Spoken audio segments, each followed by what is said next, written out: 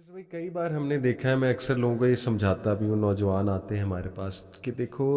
थोड़ा सा शुक्र भी लाओ ना, अपनी चीज़ों में एक्सेप्टेंस भी तो लाओ ना, सिर्फ शिकायत ही ना करते रहो कांस्टेंट। कई लोगों को हमने देखा है वारिस भाई किसी मेंटल डिसऑर्डर का शिकार होते हैं और वो ये अल्फाज अदा कर देते हैं कि अच्छा ए मेरे रब, अगर तेरा यही फ़ैसला है कि ये आजमाइश रहनी है मेरे साथ तो मुझे कबूल है, लेकिन मुझे इस्तिताअत अता फरमा दे। आप देखें कि एक वो ख़ातून आई, गालिबन हबशी औरत थी, जिसने नबी सल्लल्लाहु अलैहि वसल्लम को ये रिक्वेस्ट की कि या रसूलल्लाह मुझे दौरा पड़ता है, गालिबन मिर्गी का दौरा था, और लिबास, बरहना हो हाँ, जाती हूँ, लिबास हट जाता। ए अल्लाह के नबी दुआ फरमा दीजिए कि ये ना हुआ करे। आप देखें कि क्या उस औरत का करेज था कि, और एक्सेप्टेंस किस लेवल की थी कि शिकायत नहीं की, उसने कहा कि अच्छा चलें अगर यही मेरे रब का फ़ैसला है, ये आजमाइश है मेरे साथ, लेकिन हया मेरी कॉम्प्रोमाइज़ इससे ना हो, वो मुझे मुनासिब नहीं लग रहा। तो देखें अल्लाह के नबी ने दुआ फरमाई और किस तरह से अल्लाह ने फिर ज़ाहिर है ये मामला हल भी हुआ, ये जो कब बढ़ाना होने का था। तो ये वाक़यात हमें क्या बताते हैं कि देखें आप अल्लाह को कभी कभी ना, कभी कभी क्या वारिस भाई, बल्कि आप ये जुमला कहेंगे, एक्सेप्टेंस शो करेंगे, मसला हल होगा। अल्लाह इसी बात का इंतज़ार कर रहा है कि मेरा बंदा शुक्र, मतलब मैं अपने बंदे के वो अल्फाज भी तो सुनूँ ना, कि अगर मेरी तरफ से कोई तकलीफ़ आ गई है तो ये कह रहा है कि ऐ मेरे रब तेरी तरफ से है, अगर तो ये रहनी है मेरे रब तो कबूल है, लेकिन ऐ अल्लाह इसमें आसानी पैदा फरमा दे। यही ईमान है अली भाई, यही तवक्कुल है। और आप देखें अल्लाह सुब्हानहू व तआला जो हमें जिस हाल में भी रखते हैं ना, चाहे वो अच्छा है या बुरा है, बहरहाल वो एक आजमाइश है। अच्छे हाल में है तो क्या हमने शुक्र किया। इमाम राज़ी रहमतुल्लाह इसमें कहते हैं कि इंसान के ऊपर एक सांस पे दो शुक्र वाजिब है, एक जब अंदर जाता है और दूसरा जब बाहर आता है। तो अगर हम इस पे, तो हम आसूदगी में हैं, आजमाइश में हैं, हम किसी भी हालत में हैं तो आजमाइश में हैं, तो हम पे ये दो चीज़ों तो लाजिम है। दूसरा ये कि अल्लाह सुब्हानहू व तआला का कोई काम भी है वो हिकमत से खाली नहीं है, यानी उसमें है हमारे लिए खैर ही। सूरह कहफ हम हर जुम्मे को पढ़ते हैं। आप देखिए कि मूसा अलैहिस्सलाम और हिज़र अलैहिस्सलाम का जो वाक़या है वो हमें क्या पैगाम देता है कि जो तुम्हें नज़र आ रहा है दरअसल मामला ये नहीं है, इसके बिहाइंड सीन कुछ और है, और अल्लाह सुब्हानहू व तआला उससे जो है वो खैर पैदा फरमाना चाहते हैं। एक बादशाह था और बादशाह का एक वज़ीर था, तो वो हर बात पे कहता था कि जो होता है उसमें खैर ही होती है। दौरान शिकार बादशाह सलामत की उंगली कट गई, और उंगली कटने के बाद वज़रा ने कहा कि आज देखते हैं कि ये क्या कहता है। तो उंगली कटने पे सारे अफसोस का इजहार कर रहे थे दूसरे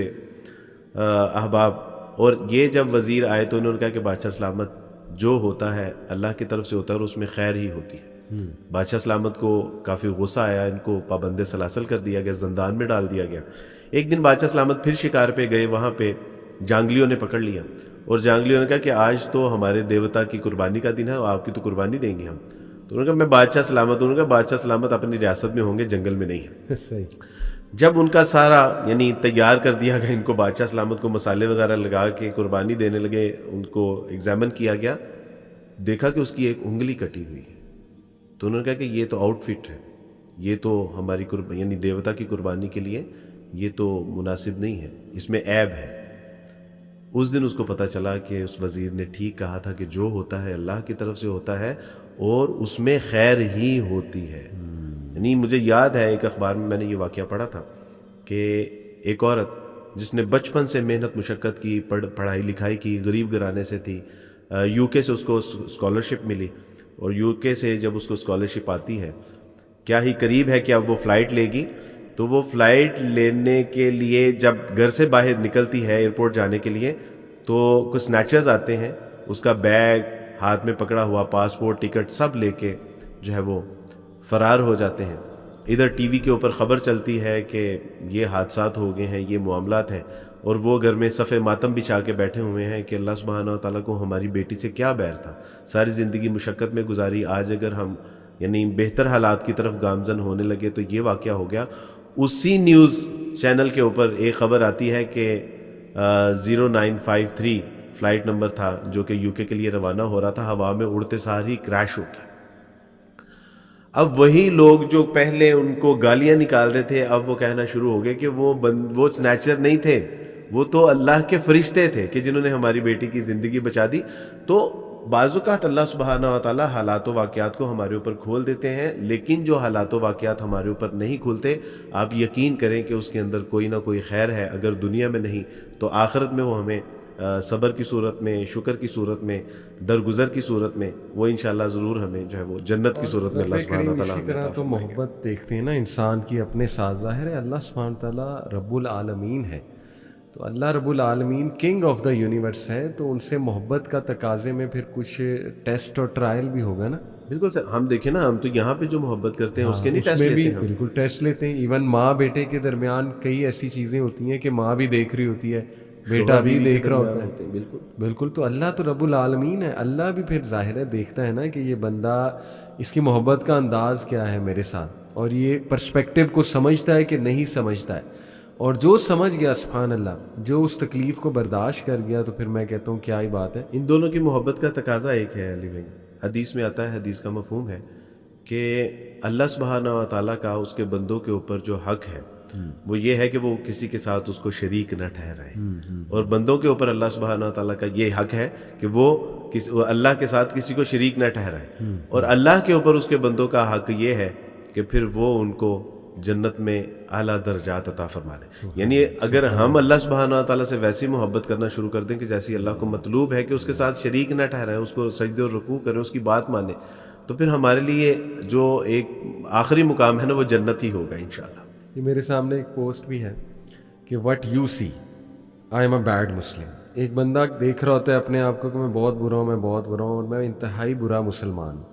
بٹ وٹ اللہ سیز، وہی بات ہے، فَمَن يَعْمَلْ مِثْقَالَ ذَرَّةٍ خَيْرًا يَرَهُ. ذرہ برابر بھی اچھا کرو گے اللہ دیکھ لے گا، کیونکہ اللہ شکور ہے. What Allah says you smiled at a stranger. اللہ نے نوٹ کر لیا کہ تم نے کسی کی کو اسمائل کر کے دیکھا، اس کا دن بن گیا، اللہ نے نوٹ کر لیا. پھر you held the door open for some one, کسی کے لیے دروازہ کھولا تم نے، اللہ نے نوٹ کر لیا. اس کے بعد یو آسک فار فارگیونیس، تم نے یہ کہا کہ اللہ مجھے معاف کر دے، میں بہت گناہ گار ہوں، اللہ سبحانہ تعالیٰ نے نوٹ کر لیا. پھر تم نے کوئی نہ کوئی پتھر تھا یا جھاڑی تھی یا کچھ اور تھا، اس کو سائڈ پر کر دیا کہ کسی کو لگ نہ جائے، اللہ سبحانہ تعالیٰ نے نوٹ کر لیا. پھر تم نے کسی غم زدہ انسان کے لیے دعا کی یا اس کو چیک کیا کال کر کے کسی دوست کو کہ تم ٹھیک ہو، آر یو ڈوئنگ ویل، اللہ سبحانہ تعالیٰ نے نوٹ کر لیا. پھر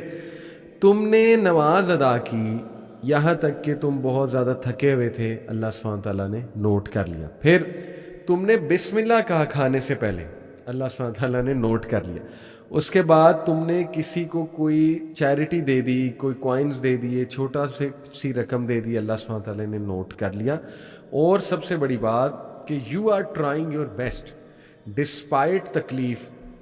وجہ جس کے یہ تکلیف آئی ہوئی ہے، موڈ ڈاؤن ہے، ڈی موٹیویشن ہے، اس کے باوجود تم ایفرٹ کر رہے ہو، اللہ نے نوٹ کر لیا. تو دیکھیں پازیٹیوٹی ہی پازیٹیوٹی ہے، لیکن شیطان ہمیں بس یہی دکھاتا ہے کہ نہیں نہیں نہیں، تیرا گناہ، تو بدبخت ہے، تو برباد ہے، تو جو ہے نا وہ بدقسمت ہے، تیرا پچھلا گناہ آئے گا، وہ تجھے آ کے تجھ پہ حاوی ہوگا، تجھے تنگ کرے گا وغیرہ وغیرہ. سبحان اللہ. تو دیکھیں امید ہی امید ہے ہمارے. اس کی سازشوں میں سے ایک سازش ہے، جس طرح وہ بتاتا ہے نا غربت سے ڈراتا ہے، جی، اولاد کے فقر سے ڈراتا ہے، وہ اسی طرح ہمیں ہمارے گناہوں سے بھی ڈراتا ہے کہ اتنے تو گناہ کر لیے ہیں، اب کیا فائدہ ہے، یعنی اب تو کچھ نہیں ہو سکتا. اور اللہ سبحانہ و تعالیٰ فرما رہے ہیں کہ زمین کے پتے، ریت کے ذرے، پانی کے قطرے، سمندروں کی جاگ، آسمان کے ستارے، وہ اتنے بھی گناہ لے کے آ جائے گا نا تو تیرا رب پھر بھی جو ہے نا وہ، یعنی آپ اس شخص کے بارے میں تصور کیجئے کہ جس نے ساری زندگی میں کوئی ایک بھی نیکی نہیں کی ہوگی، وہ گناہ ہی گناہ کیے ہوں گے، اور لیکن دل میں اللہ سبحانہ و تعالیٰ کا خوف ہوگا، ڈر ہوگا. اللہ سبحانہ و تعالیٰ صرف اس خوف اور ڈر کی وجہ سے اس کے گناہ معاف فرما دے گی. اور اللہ سبحانہ و تعالیٰ تو بہانے تلاش کرتے ہیں، پیٹ میں درد ہو تمہارے گناہ معاف، پاؤں میں کانٹا چبھ جائے تمہارے گناہ معاف. آپ نے مسواک والی مثال دی، بائیں جیب میں ہاتھ ڈالا، پتہ چلا دائیں میں تھی، اس کے اوپر جو پریشانی ہے اس میں بھی اللہ سبحانہ و تعالیٰ گناہ معاف کر دیتے ہیں. رسول اللہ صلی اللہ علیہ وسلم کے زمانے میں کسی نے کہا کہ اللہ کے رسول، اس کو ایک فلاں شخص تھا، اس کو موت آ گئی اور کوئی بیماری نہیں تھی، تو رسول اللہ نے کہا کہ کاش اس کو کوئی بیماری آئی ہوتی، اور اللہ اس کے گناہ، اس کی تکلیف کے اوپر وہ صبر کرتا اور اللہ اس کے سارے گناہ معاف کر دیتا. وہ یاد کیجئے واقعہ کہ جب ایک گنہگار جو اپنے ہی محبوب کو پکار رہا تھا، اور کہہ رہا تھا کہ یا سنم یا سنم یا سنم، اور تھک ہار کے جب آنکھ لگتی ہے، غنودگی طاری ہوتی ہے، تو اس کی زبان سے نکلتا ہے یا سمد۔ اللہ سبحانہ و تعالیٰ اپنے فرشتوں سے کہتے ہیں کہ جاؤ میرے بندے نے پکارا ہے۔ تو کہا کہ اللہ سبحانہ و تعالیٰ وہ تو اپنے صنم خانے میں بیٹھ کے بتوں کو پکار رہا ہے۔ تو کہا کہ اس کے بت تو ساری زندگی بھی پکارتے رہے گا تو سنیں گے نہیں، اور تیرے رب کو کوئی غلطی سے بھی پکار لے گا، اور اگر وہ نہ سنے وہ چلے پھر تاڑا رب بھی کد ہے۔ تو یعنی بالکل یہ شیطان اس کی ایک سازش ہے، جس طرح میں نے عرض کی کہ ہمیں اللہ کی محبت کے بارے میں اور شیطان کی سازشوں کے بارے میں، یہ ہمیں تلبیس ابلیس ایک کتاب ہے حافظ امام ابن جوزی رحمہ اللہ کی، اس کتاب میں یعنی یہ بڑی معاون ہے اس کے حوالے سے کہ وہ کس طرح ہمیں پھنساتا ہے، کس طرح نا امید کرتا ہے، کس طرح بے یقینی میں ہمیں مبتلا کر دیتا ہے۔ تو اللہ سبحانہ و تعالیٰ جو ہے نا وہ ہمیں اچھی سچی پکی توبہ کرنے کی توفیق عطا فرمائے۔ علی بھائی، ہمیں کئی اس طرح کے سوالات آتے ہیں وارث بھائی کہ جس نے کوئی غم دیکھا کسی کی فوتگی کا، جیسے کوئی اولاد فوت ہو گئی یا شوہر فوت ہو گیا، تو بہت بڑا غم ہے نو ڈاؤٹ۔ جیسے ایک مدر تھی، انہوں نے مجھے کہا کہ میری بچی تھی 14 سالہ، ڈاؤن سنڈروم تھا اسے، تھوڑا سا اب نارمیلٹی تھی، تو بڑا میرے ساتھ اٹیچ تھی، میرے ساتھ سویا کرتی تھی آف کورس، اور اندھیرے سے ڈرتی تھی، تو میں اس کے ساتھ ہی لگی رہتی تھی، مجھے گلے لگا کے سوتی تھی، تو پھر رونے لگ گئی، کہتی کہ اب مجھے بڑا وہ ہوتا ہے، خوف آتا ہے قبر میں کیا ہوگا، کیسے ہوگی، اندھیرا ہوگا وہاں پہ، سبحان اللہ۔ تو میں نے انہیں ایک ہی جملہ کہا جس نے انہیں کام ڈاؤن کر دیا کہ دیکھیں آپ تو تھیں اس کی ماں، اب وہ چلی گئی اپنی خالق کے پاس، تو اگر آپ اس کے بارے میں اتنا فکر مند تھیں اور اتنی محبت دے رہی تھیں تو خالق کا پھر کیا معاملہ ہوگا اس کے ساتھ؟ آپ تو خالق جو ٹریٹ اسے کر رہا ہوگا اس بچی کو، سبحان اللہ۔ یعنی آپ کیوں یہ نہیں سوچتی کہ اللہ تو آپ سے انفینائٹ ٹائمز محبت کرتا ہے، تو اللہ کے پاس جا چکی ہیں وہ، یہ تو آپ کو بلکہ ٹھیک ہے غم اپنی جگہ، لیکن آپ کو راضی بھی ہو جانا چاہیے کہ رب نے بلا لیا اپنے پاس، اور اب رب بیسٹ ٹیک کیئر اس کی کر رہا ہوگا۔ تو یہ وارث بھائی، میں کل ہی ایک بھائی کے ساتھ بیٹھا تھا، ہمارے نیشنل ٹیم کے بھی کرکٹر ہیں وہ۔ علی بھائی اس بات پہ ایک حدیث میں بھول جاؤں گا، مجھے وہ بات کر لیں، بڑی خوبصورت حدیث ہے۔ جی، نبی علیہ الصلوۃ والسلام اپنے اصحاب کے ساتھ حدیث کا مفہوم ہے کہ ایک خاتون جو کہ تندور میں روٹیاں لگا رہی تھی اور ساتھ میں اس کا بچہ تھا، تو جب وہ نیچے روٹی لگانے کے لیے جاتی تو اپنے بچے کو اس آگ کی لپٹوں سے اور اس کی تپش سے بچاتی، اور جب وہ روٹیاں لگا کے اپنے یعنی فراغت ہوئی اور رسول اللہ صلی اللہ علیہ وسلم کے پاس آئی، تو گفتگو کے دوران یہ اس نے پوچھا کہ کیا اللہ بھی اس قدر ہی محبت کرتے ہیں جس طرح ہم اپنے بچوں سے محبت کرتے ہیں؟ تو رسول اللہ صلی اللہ علیہ وسلم کی حدیث کا مفہوم ہے کہ اللہ سبحانہ و تعالیٰ تمہاری جس طرح تم اپنی اولادوں سے محبت کرتے ہو، اللہ سبحانہ و تعالیٰ تو اس سے کہیں زیادہ اپنے بندوں سے محبت کرتا ہے۔ تو وہ ماں کا واقعہ کیا ماشاءاللہ خوبصورت واقعہ کہ ان کو تو تسلی ہونی چاہیے کہ اب وہ میرے ہاتھ میں تو کبھی اس کو نظر انداز بھی کر جھاڑ بھی دیتی ہوں گی، غصہ بھی ہو جاتی ہوں گی، ٹوٹلی جو ہے اللہ اب تو وہ اللہ سبحانہ و تعالیٰ کے جو ہے وہ پاس ہیں، اور اللہ کیسی پرورش کر رہے ہوں گے۔ کئی مائیں پریشان ہوتی ہیں اپنی بچوں کی پرورش کے حوالے سے، ان کا کیا بنے گا، ان کا کیا بنے گا، سبحان اللہ۔ میں انہیں یہی کہتا ہوں کہ دیکھیں آپ کو اتنی فکر ہے، اللہ کو بھی ہے نا، اللہ تعالیٰ کے بندے ہیں، یہ اللہ تعالیٰ کو ہی جواب دہ ہیں۔ آپ انشاءاللہ نیک بنیں، آپ اپنے طور پہ تقوی اختیار کریں، جیسے وہ سورہ کہف کا ہی واقعہ ہے نا، وَكَانَ أَبُوهُمَا صَالِحًا، چونکہ ان کا باپ نیک تھا تو اللہ نے مجھے حکم دیا ان کی حفاظت کی جائے، اللہ کی گارنٹی ہے کہ اللہ حفاظت کرے گا۔ تو آپ کا کام ہے پیرنٹنگ کرنا اپنی طرف سے جتنی کی جا سکتی ہے، باقی اللہ سبحانہ و تعالیٰ ضرور ان کو ہدایت پہ لائے گا، ضرور ان کا خیال رکھے گا، تو زیادہ پریشان نہیں ہونے، اپنی بیسٹ ایفرٹ کریں، باقی اللہ سبحانہ و تعالیٰ آپ سے زیادہ محبت کرتا ہے ان سے، تو وہ ضرور ان کی ٹیک کیئر بھی کرے گا۔ اب وہ ہمارے کرکٹر بھائی کا واقعہ کوئی سنانے لگے تھے کل میں بیٹھا ہوا تھا ان کے ساتھ، تو نام اس لیے نہیں لوں گا فار پرائیویسی ریزنز، تو وہ ہمیں نا بڑا مزاحیہ کچھ باتیں بھی تھی، واقعات سنا رہے تھے، کہتے کہ ہمارے جو فیلو کرکٹرز ہیں، مطلب ڈومیسٹک لیول کی بات کر رہے تھے، کہتے کہ وہ ڈومیسٹک ٹورنامنٹس کھیل رہے ہیں نا، مختلف شہروں سے آئے ہوئے ہیں، تو ہوٹل میں ٹھہرے ہوئے ہیں، اچھے خاصے ہوٹل میں، 4 اسٹار 5 اسٹار ہوٹل میں ٹھہرے ہیں، مطلب لوگ بھی عزت دے رہے ہیں، ہوٹل والے بھی عزت دے رہے ہیں کہ بھائی کرکٹر ہے، ٹھیک ہے، اس کے بعد اچھے خاصی سیلری ہے، سیلری بھی بہت اچھی ہے، لیکن زبان پہ ناشکری کہ ہمارا کچن نہیں چلتا، ہمارا کچن، ہمارا کیا بنے گا۔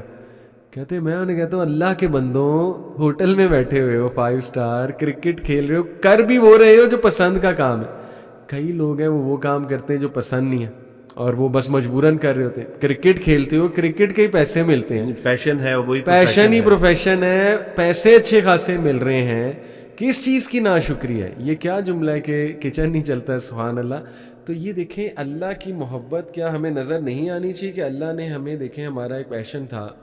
وہی ہمارا اگر پروفیشن بن گیا, تو کیا ہمیں شکر نہیں ادا کرنا چاہیے؟ اس کو تو غالب نے عیاشی کہا ہے, پیشن ہی آپ کا پروفیشن بن جائے, دیٹ از دا عیاشی.